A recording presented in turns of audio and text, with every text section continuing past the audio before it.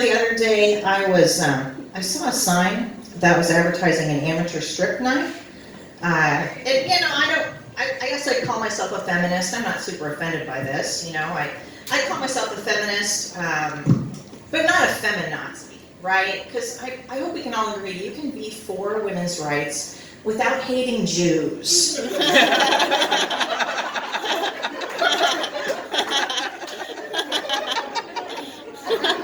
So I saw this sign advertising amateur strip night, and I just wondered, what is that? Like, what do they think of as constituting amateur strip night? Like, could I just go up there and be like,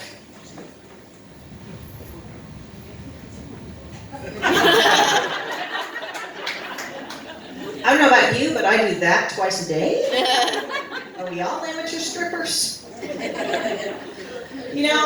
It's interesting that we have clubs where people will take off their clothes for our entertainment, but not like other acts of hygiene.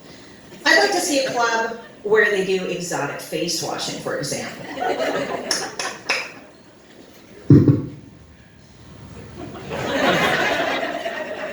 Or maybe there's people in cages shaving their legs, right, like...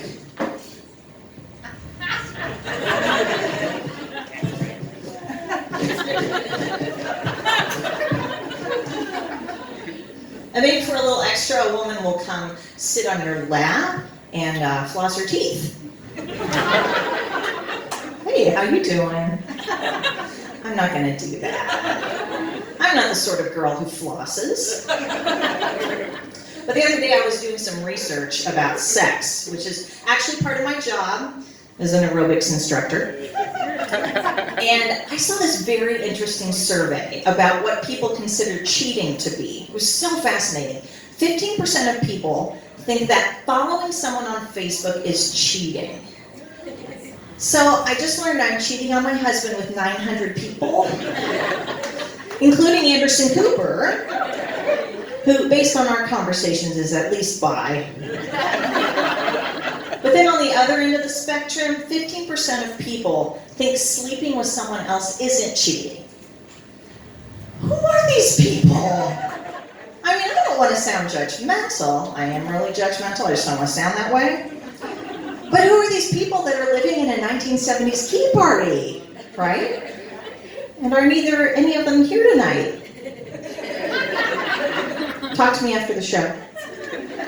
But I feel like you can't just redefine cheating so it doesn't happen to you, right? You can't call Mondays pre-Fridays and make them not Mondays. You can't call vegetables donuts and make them taste good. You can't make diarrhea and call it a cleanse. Becky.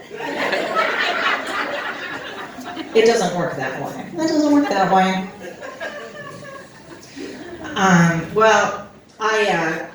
I am happy that I did eventually get married, like I said before. I'm very happy about it, and I'm very surprised because for the longest time I was in the friend zone. Anybody here ever been in the friend zone? Very few of you. I hate the rest of you. If you don't know what I mean, the friend zone is when guys would say to you, your friends would be like, oh, Betsy, you're just like my little sister. And, oh, Betsy, you're just like my big sister. And, oh, Betsy, you're just like my weird aunt that kisses people on the mouth. But I did get married. My husband's awesome.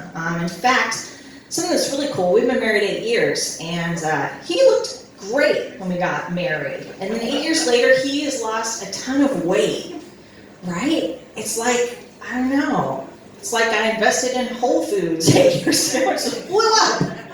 It's awesome. Anyway, so he lost the first 10 pounds, and I was like, oh, that's great. Good job, sweetie. And then he lost 10 more pounds, and I was like, that's awesome, fantastic. And then he lost 30 pounds, and I started baking more. And then his weight dropped below mine, and I shot him.